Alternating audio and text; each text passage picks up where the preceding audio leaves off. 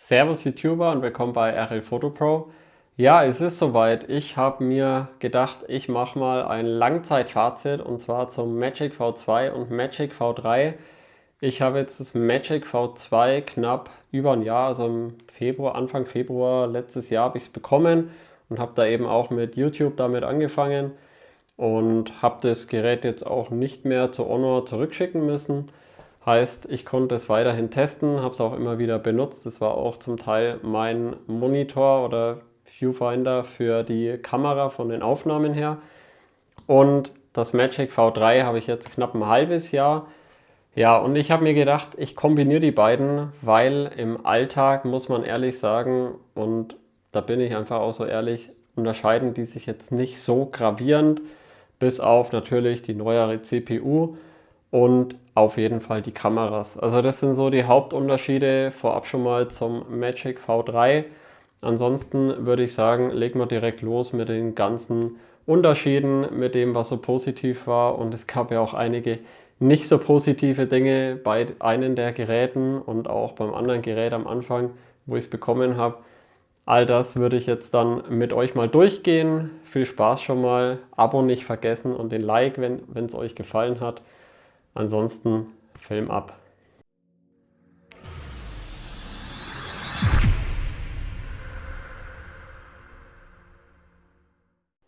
Ja, und damit würde ich sagen, starten wir das Langzeitfazit des Magic V2 und V3.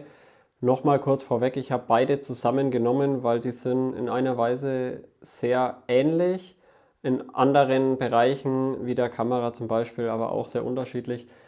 Andererseits habe ich mir gedacht, ich packe es jetzt zusammen, weil viele stehen ja auch zwischen der Entscheidung, soll ich mir ein V2 holen, was ja auch nochmal preislich ein deutlicher Unterschied ist, oder lieber ein V3. Lohnt sich das Upgrade überhaupt? Im Endeffekt habe ich jetzt das Magic V2, wie gesagt, seit Februar vergangenem Jahr, also knapp über ein Jahr jetzt. Das Magic V3 habe ich jetzt genau ein halbes Jahr im Einsatz. Entsprechend ist da so ein halbes Jahr Differenz, aber so meine Einschätzung kommt auf jeden Fall dazu, was so die Haltbarkeit und so betrifft. Ansonsten der Unterschied bei Magic V2 und V3, würde ich sagen, fangen wir an mit dem Design. Das ist ja unschwer zu erkennen. Hier haben wir eine Kunstlederrückseite bei meinem Magic V2. So gibt es aber bei Ono nicht mehr, habe ich gesehen. Also in dieser Kunstleder-Variante, die mir eigentlich recht gut gefallen hat, weil die schön rutschfest ist, ist nicht mehr vorhanden. Da gibt es jetzt wohl auch nur noch so eine Polycarbonat-Rückseite. Das hier soll ja ein bisschen anderes Material beim Magic V3 sein, also eher so aus der Luft- und Raumfahrttechnik hieß es. Es fühlt sich auf jeden Fall hochwertig an, nicht wie billiger Kunststoff, sondern so ein bisschen samtig, aber trotzdem griffig. Finde ich es ziemlich cool gelungen und auch der Kamerabump hier beim V3 gefällt mir persönlich zumindest besser als beim V2. Der beim V2 ist halt einfach nicht so auftragend. Wer eher auf schlicht steht, sollte da eher zum Magic V2 greifen. Wer allerdings mehr Kamera-Performance will und auch, finde ich, so die edlere und die zentriertere Optik, der auf jeden Fall zum V3. Ist aber natürlich persönliche Präferenz, aber die Kameras unterscheiden sich ja auch nicht nur in der Aufmachung, sondern auch vor allem in der Technik, in der Hardware und wie die Bilder am Ende werden. Dazu aber später noch. Ein Unterschied ist hier auch auf jeden Fall das Gewicht. 231 Gramm beim V2 und 226 Gramm beim V3 und 9,9 mm Dicke, wenn es zugeklappt ist. Und hier haben wir 9,2. Ich halte die mal einander. Also ist es wirklich minimal. Ich sag's euch, also wenn ihr beide zusammen in der Hand habt, fällt es minimal auf. Wenn ihr die aber getrennt in der Hand habt, also ihr habt zum Beispiel mal einen V2 in der Hand gehabt und einen V3, dann wird der Unterschied kaum auffallen. Beide sind meiner Meinung nach schon extrem nah an einem normalen Smartphone dran und ich finde es richtig genial, dass die mittlerweile so flach sind. Hat aber auch einen Nachteil, da komme ich dann bei Display und Haltbarkeit noch ein bisschen dazu. Was auf jeden Fall etwas verbessert wurde, ist beim V3 die Hinge im Display, also dieser Falz und die Hinge. Also ich finde, die Hinge ist gefühlt ein bisschen enger zusammen. Entsprechend denke ich, kommt da auch ein bisschen weniger Staub rein als beim V2. Das kann aber jetzt natürlich auch nur an meinem Modell liegen. Also hier diese Spalte, das sieht man im Video echt schlecht, glaube ich. Die hat hier so minimal so eine Gap, wie man immer so schön sagt, ne? So eine ganz feine Spalte drin. Das sehe ich beim Magic V3 nicht mehr. Und hier eben beim Display fällt es im inneren Display auch auf, dass diese Falz in der Mitte etwas weniger ist beim V3 als beim V2. Also das ist minimal und es ist wirklich ganz schwer zu erkennen. Aber ich vermute mal, das liegt einfach daran, dass ich das V2 auch schon wirklich ein Jahr nutze, das V3 erst ein halbes Jahr und da auch mal ein Display-Tausch dabei war, weil ja das innere Display einen Defekt hatte und darum, ja, gehe ich mal davon aus, dass das hier einfach noch einen Ticken besser ausschaut als das hier. Nichtsdestotrotz kein Vergleich zu einem Samsung Foldable bei Honor. Also Samsung, finde ich, hat einfach so eine starke Knickfalte in der Mitte drin. Ich habe jetzt neulich zum Beispiel mal bei einem Kumpel ein Samsung Galaxy Z Fold 6 in der Hand gehabt und im direkten Vergleich zum Magic V3 und das waren wirklich Welten. Also er war auch schockiert, allein von der Dünne des Smartphones. Der hatte vorher kein Honor gekannt, muss man ehrlich sagen. Der war immer bei Samsung und der war echt schockiert. Nichtsdestotrotz ist mir auch da wieder aufgefallen, dass gerade beim System einfach Honor noch ein bisschen was zu tun hat. Dazu kommt aber auch noch dann mehr. Was kann man noch dazu sagen?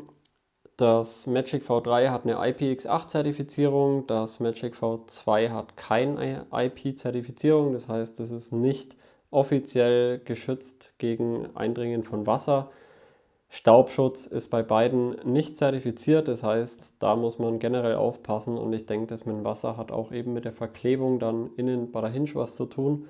Bei der Abnutzung, da zeige ich euch mal noch einen kleinen Ausschnitt, weil beim Magic V2 habe ich hier oben an der Oberkante ein bisschen Abnutzung. Das ist aber einfach in dem Sinne passiert, weil ich mein Handy oft mal auf den Tisch schiebe und irgendwann hat es angefangen, sich oben abzunutzen an der Kamerahutze und am Rahmen minimal, aber ich muss ehrlich sagen, die Displays sind wirklich top. Ich habe keine Folien benutzt. Ich habe hier und hier einen minimalsten Kratzer drin, also wirklich ganz, ganz fein. Und ich vermute mal, das ist halt einfach mal passiert, weil ich es ab und zu mal auf den Tisch gelegt habe mit dem Display nach unten. Da war irgendein Körnchen drunter, ich habe es wahrscheinlich grob wieder weggeschoben und damit ist natürlich ohne Folie ein Kratzer drin. Ich habe es extra ohne für euch benutzt, weil ich normalerweise immer Folien auf meinen Displays habe. Und bei Magic V3 sieht man jetzt hier vorne noch gar nichts. Ich habe extra auch das Display mal nicht sauber gemacht, dass ihr mal seht, wie vertouched die sind. Da blende ich euch mal noch ein Bild dazu ein, wie die so ausschauen nach einer Woche Nutzung. Und innen drin die Faltdisplays beim V3 natürlich keine große Überraschung, da ist nichts zu sehen, weil erst getauscht worden. Beim V2 ist es so, dass auch nichts zu sehen ist. Ich habe da auch mal ganz genau drauf geguckt, also ich habe keine Kratzer entdeckt, keine Veränderung. Was mir aber auffällt, ich finde so vom Gefühl her das Scharnier beim V2 angenehmer. Also das ist so ein bisschen straffer gefühlt als das beim Magic V3. Ist aber, wie gesagt, denke ich mal auch persönliche Präferenz. Also hier ist es so, weiß ich nicht, das hat hier bis hierher, also bis ungefähr 90 Grad, sage ich mal, fühlt sich das sehr lose an. Also wie wenn da kein Gegendruck da ist und dann kommt der Gegendruck und dann schnappt es auf. Also das ist auch nicht wie bei Samsung, das würde ich mir immer noch wünschen, dass man das in jedem Winkel im Endeffekt stehen lassen kann. Aber hier beim V3 ist es auf jeden Fall etwas weniger Winkel als beim V2. Also beim V2 kann ich es auch noch, ja, sagen wir mal so bei 40 Grad ungefähr aufgeklappt lassen. Das schaffe ich beim V3 zum Beispiel jetzt nicht bei meinem Modell. Kann natürlich variieren. Ich weiß jetzt nicht, wie das bei anderen Modellen ist, bei vielleicht ganz neuen Modellen jetzt, die nicht ein halbes oder ein Jahr schon in Benutzung waren. Das Scharnier lässt natürlich auch immer mit der Zeit ein bisschen nach. Kurz zusammengefasst zum ersten Kapitel, was so die Haltbarkeit und Abnutzung betrifft. Haltbarkeit, dazu komme ich beim V3 nochmal drauf zu sprechen, aber jetzt rein vom gesamten Gerät, vom Gehäuse, Frontdisplay, Kamera und auch die Rahmen und so weiter, finde ich, ist es für ein Jahr und für ein halbes Jahr Nutzung, und ich habe die wirklich intensiv genutzt, extrem gut. Ich bin da auf jeden Fall positiv überrascht. Beim V2, wie gesagt, war dieser Kamerahuckel hinten ein bisschen bei mir der Knackpunkt, der da oben ein bisschen Abnutzung hat vom auf den Tisch legen. Aber ansonsten kann man da wirklich nichts Negatives drüber sagen. Ich finde beide sehr gelungen, auch optisch sehr gelungen. Ich hätte mir einzig noch gewünscht, dass die Hinge, die beim V2 so dieses mattschwarz war oder mattgrau, dass die beim V3 auch wieder so matt ist.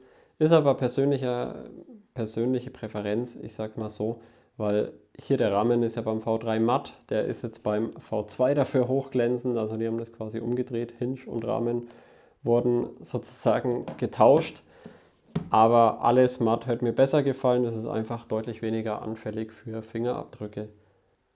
Ja, dann kommen wir zu den Displays der beiden Geräte. Da sind gar nicht so viele Unterschiede, muss man ehrlich sagen. Also das Cover-Display hier hat bei beiden 6,4 Zoll und beim Magic V2 genau genommen 6,43 laut Honor. Hier sind 6,4 laut Honor, sind beides LTPO OLED-Displays mit 120 Hertz. Sind ähnlich hell. Ich habe jetzt hier mal den Strahler auf maximale Helligkeit gestellt und regel das Ganze auch mal noch hoch. Ich muss ehrlich sagen, es ist wirklich minimal. Also das V3 ist minimal heller bei reinem Sonnenlicht. Also es macht wirklich wenig Unterschied. Also die Peak Brightness wird zwar mit deutlich mehr angegeben nochmal als beim V2, aber im Alltag, sage ich euch, ist es wirklich extrem ähnlich. Also ihr habt da bei beiden nicht wirklich schlechte Displays, sind beide hell genug, und auch die Displays auf der Innenseite, die Faltdisplays, die sind wirklich extrem hell für die Falttechnik. Das Ganze sind auch 7,92 Zoll beim V2 und 7,9 Zoll LTPO OLED-Panels mit 120 Hertz jeweils. Und die Farbunterschiede, die man jetzt vielleicht leicht sieht, ist einfach, weil ich hier im Endeffekt mittlerweile wieder das dynamische Bild habe und hier das neutrale. Also hier ist es eher so normal.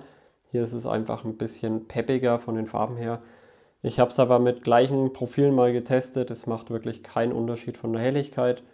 Und man kann bei beiden sagen, es sind wirklich top lesbare Displays, auch bei hellster Sonnenbescheinung. Ja, und da ist halt auch wirklich ein bisschen der Knackpunkt mittlerweile, was die Dicke betrifft, um da nochmal drauf zurückzukommen. Die Smartphones sind ja beide extrem dünn, extrem flach und falten auch flach. Also wenn man die zufaltet, da ist keine Spalte. Ich meine, das ist jetzt nichts Besonderes mehr heutzutage, aber es ist was anderes wie in Galaxy Z Fold 3, 4, 5 oder ja, das 6er hat wahrscheinlich auch noch eine kleine Falz. Das wird halt nur mit so einem Kunststoffelement dazwischen im Endeffekt kompensiert und optisch als flach faltend angedeutet. Hier beim Magic V3 ist es noch extremer, also durch die Dünne ist es richtig flach zusammengefaltet, und ich vermute mal, dass das im Zusammenspiel mit diesen Knarzen, was ich am Anfang hatte, also sprich, wenn ich das Smartphone auf und zugefaltet habe, hat es immer so ein Knacken von sich gegeben, und es war von Anfang an nach dem Kauf. Und ich habe damals Honor angeschrieben und habe gesagt, Mensch, irgendwie das knackt so arg, ist das normal oder nicht? Und dann wurde mir gesagt, ja, also das ist halt je nachdem, wie das Ganze halt verbaut wurde und so weiter, aber ist kein Problem, dürfte nichts passieren. Und kurz drauf, habt ihr ja vielleicht gesehen, habe ich mal ein Video gemacht zu dem, das war es erstmal mit dem Magic V3, weil ich einen Displaybruch im inneren Display hatte.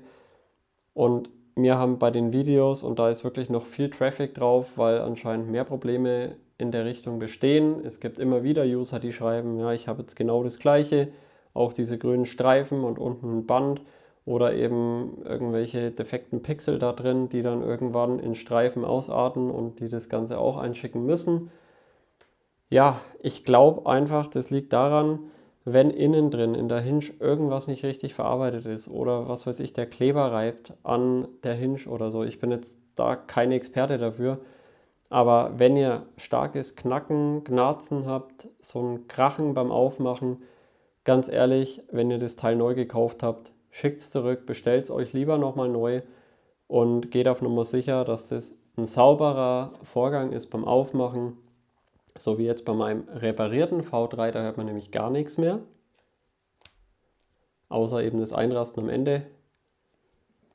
Aber ansonsten geschmeidiger Gang von der Hinge oder dem Faltmechanismus in dem Sinne. Von daher, ich würde da kein Smartphone, also kein Foldable mehr nutzen, was knackt und knarzt beim Aufmachen. Das schicke ich sofort zurück und würde mir das quasi tauschen lassen. Ich finde, es ist auch ein gewisser Anspruch bei den Preisen, was ja bei den Geräten verlangt wird, dass das halt nicht klingt, als würde man da irgendwie so eine alte Mühle aufklappen. Ja, ich meine, da hat ja keiner Bock drauf. Ja, man legt da so viel Geld hin für die Teile, dann soll das halt auch ein sauberes Öffnen sein und ohne irgendwelche komischen Geräusche, wo man denkt, Gott, jetzt fliegt es gleich auseinander.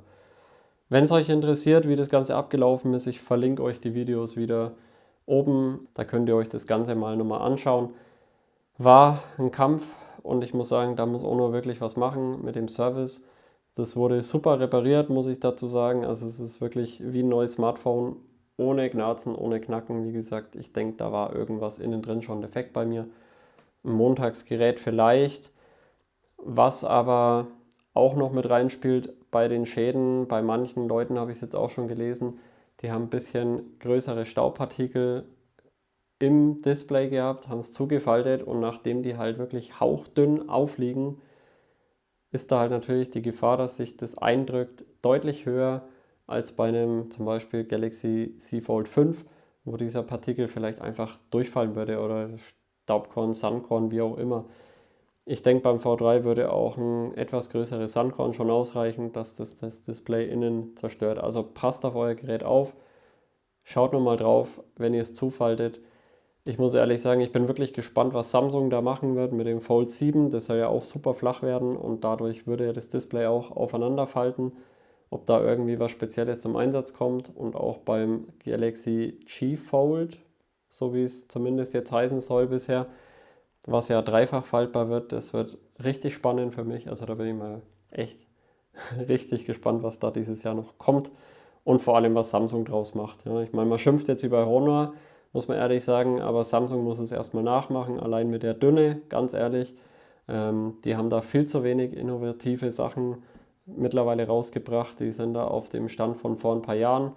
Meiner Meinung nach, das ist zwar jetzt schon flacher geworden, das 6er, ich hatte es ja auch mal kurz, aber Leute, kein Vergleich zum Magic V3 und V2.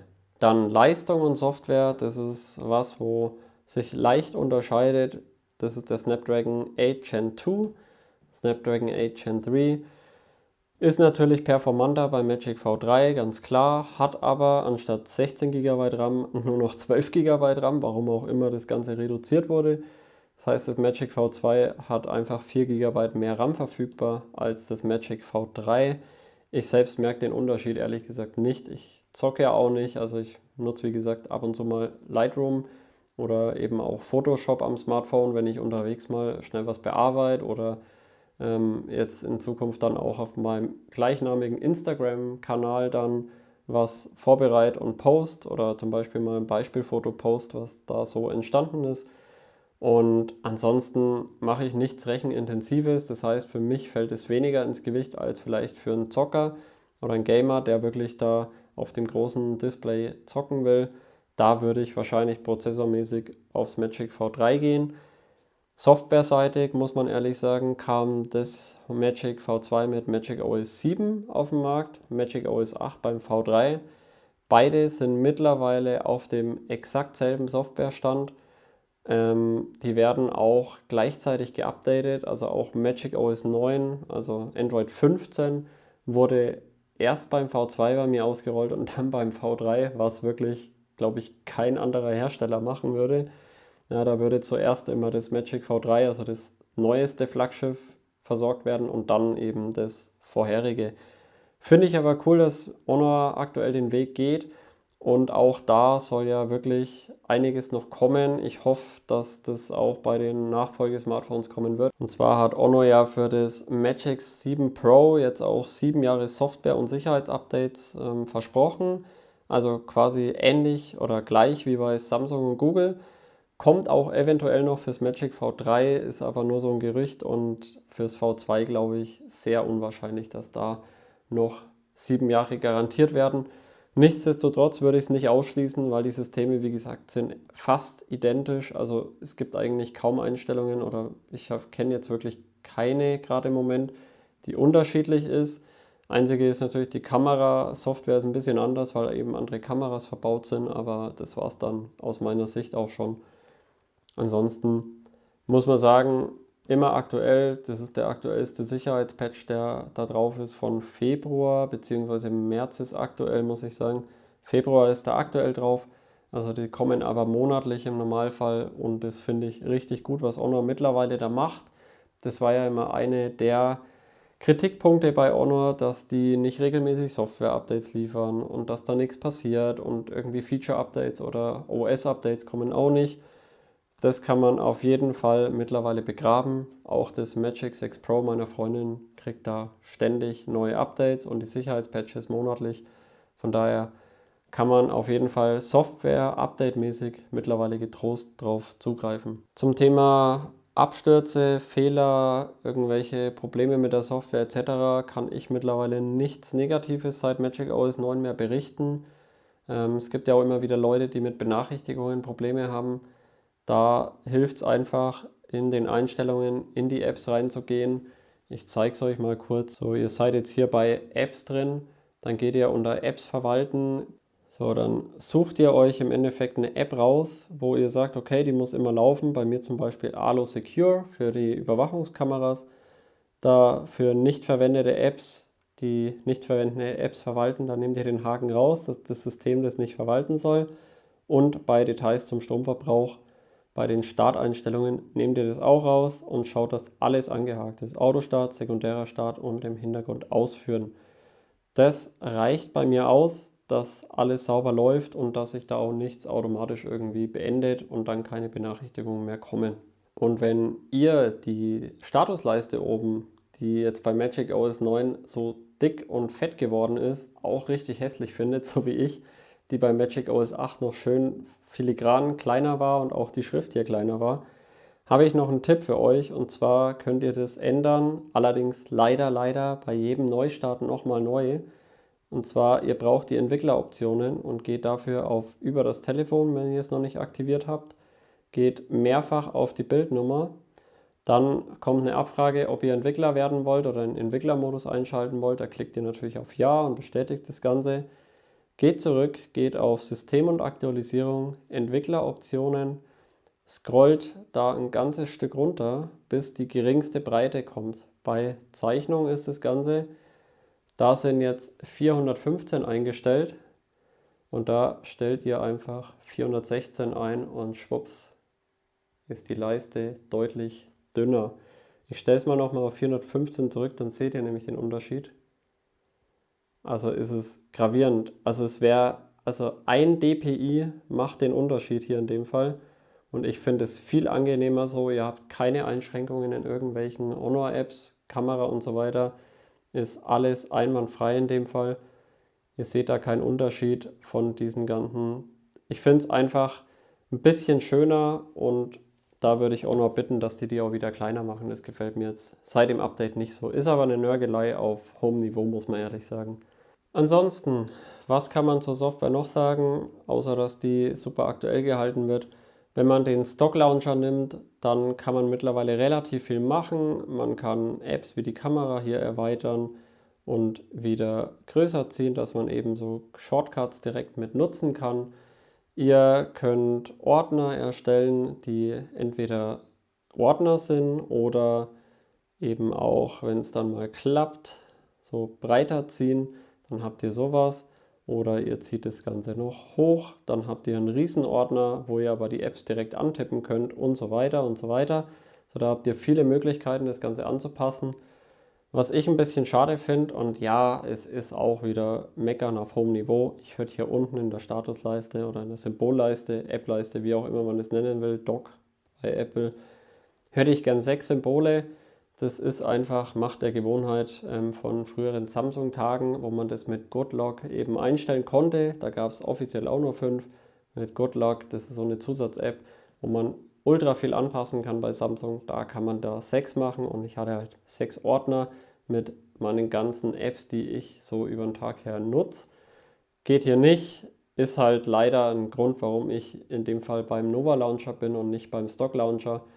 Und auch beim Quick Panel oben, da würde ich mir wünschen, dass wenn ich hier runterziehe, dass ich sagen kann, ich will links das Kontrollzentrum haben, also genau getauscht sozusagen. Einfach, dass man sagen kann, ich will das tauschen. Also Samsung kann das jetzt auch aktuell bei dem Galaxy S25 Ultra, wo ich auch habe.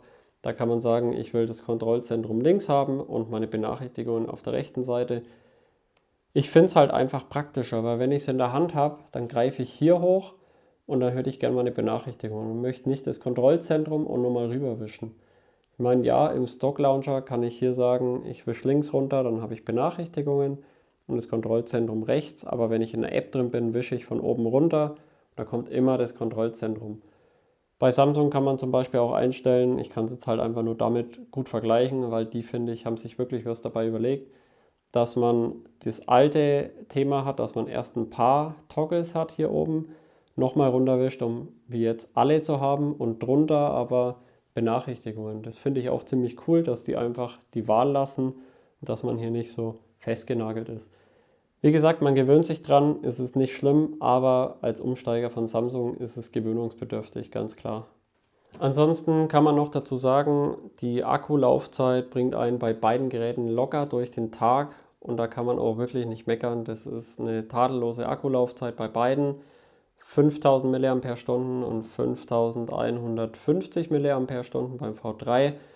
Den Unterschied merkt man minimal und auch super schnelles Laden ist da im Endeffekt dabei. Also man kann da wirklich nicht meckern.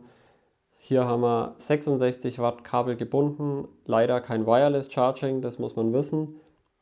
Und beim Magic V3 66 Watt ebenfalls Kabel gebunden und 50 Watt Qi Wireless Charging.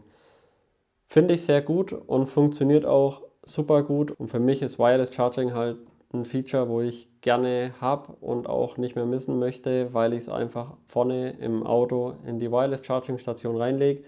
Habe Wireless Android Auto und damit zieht es mir natürlich Akku, wenn ich das nicht habe.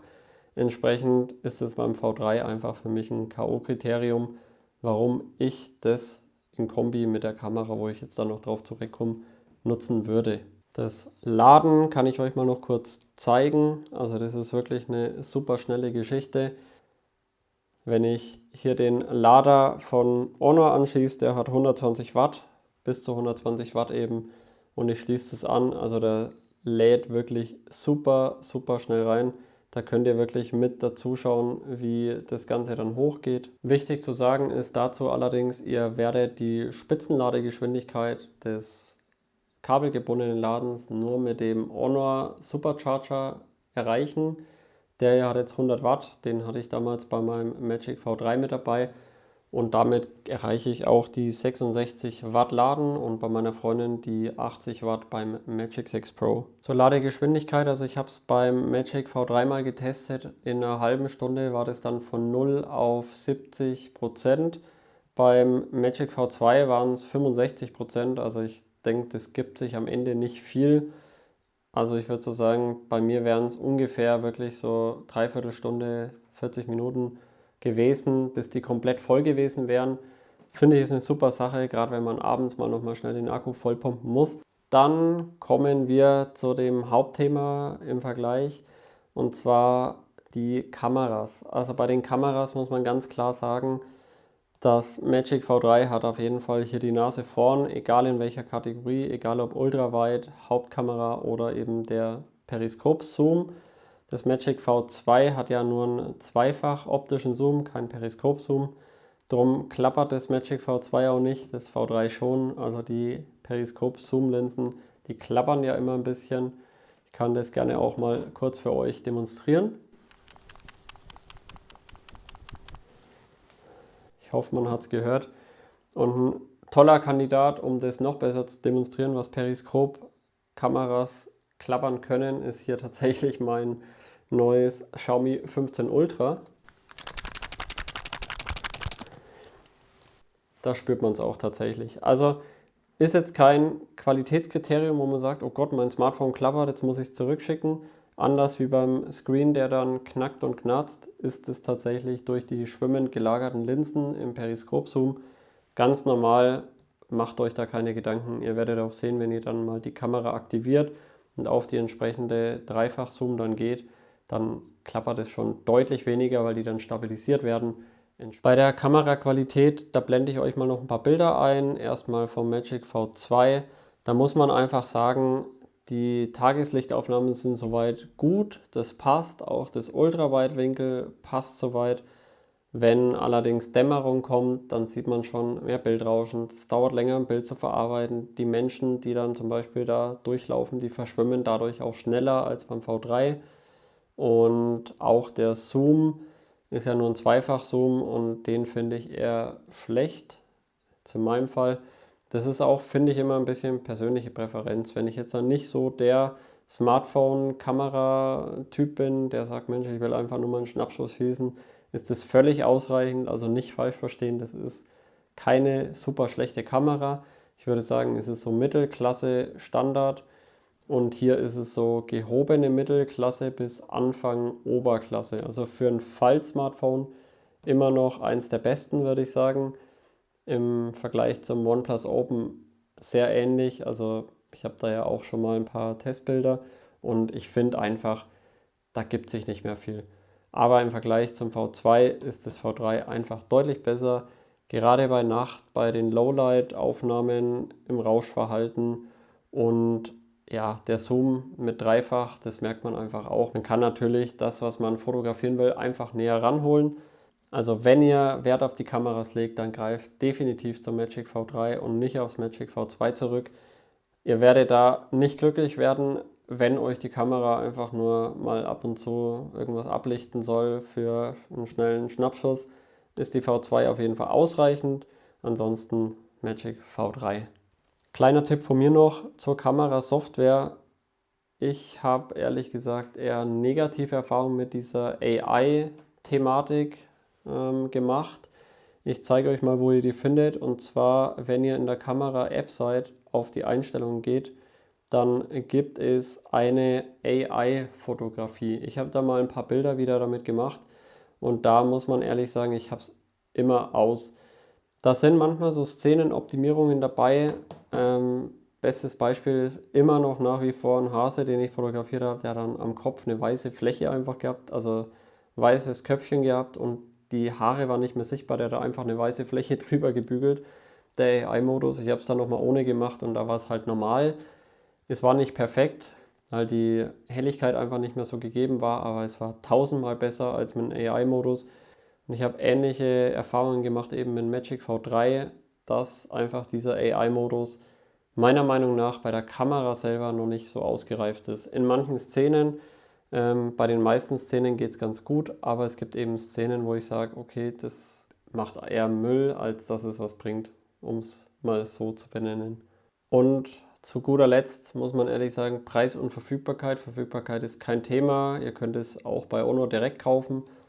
Da ist tatsächlich immer mal so ein bisschen vergünstigtes Zubehör mit dabei. Die haben auch aktuell eine Spring-Aktion. Ich blende es euch mal ein. Die aktuellen Preise für heute noch waren jetzt 934,91 fürs Magic V2 und 1444,91 fürs Magic V3. Da stellt sich jetzt natürlich die Frage, sind denn 510 Euro Aufpreis bei Honor, ihr kriegt es bei eBay Kleinanzeigen auch für andere Preise, aber bei Honor selber eben 510 Euro, ist es gerechtfertigt? Ich würde sagen, es kommt schwer darauf an, für was ihr die Geräte nutzen wollt. Wollt ihr damit auch öfter gute Bilder machen und wollt einfach die neueste Technik haben, wollt Wireless Charging haben, eine IPX8-Zertifizierung, weil ich sage, Mensch, gegen Wasser soll schon ein bisschen geschützt sein, wenn da was eindringen könnte, dann mit dem neuen Prozessor, den Snapdragon 8 Gen 3, ist nicht der 8 Elite, aber eben der vom letzten Jahr, der High-End-Prozessor, dann definitiv das Magic V3, also da führt kein Weg dran vorbei. Wenn es nur die Kameras sind, auch das Magic V3, also ihr werdet da beim V2 einfach nicht glücklich. Beim V2 kann man immer bedenkenlos zugreifen, wenn man nicht dieses ganze ganz Neue braucht, wenn man keine IPX8-Zertifizierung braucht. Dann sagt Mensch, Wireless Charging ist sowieso Müll, da verliert man ja viel zu viel Energie beim Laden. Ich lade immer mit Kabel, kann ich verstehen. Dann nehmt das V2. Ihr habt natürlich auch hier das 66 Watt Laden, wie gesagt, das ist absolut top, finde ich, im Vergleich zu Samsung sowieso. Und ja, bei den Kameras, wie gesagt, muss man Abstriche machen. Ja, wenn ihr das Ganze gebraucht kaufen wollt, paar Tipps vorab. Fahrt vorbei, schaut es euch an, die Geräte, faltet die auf, achtet darauf, dass da keine komischen Knacks- und Knarzgeräusche sind beim Aufmachen und testet auch mal die Kamera.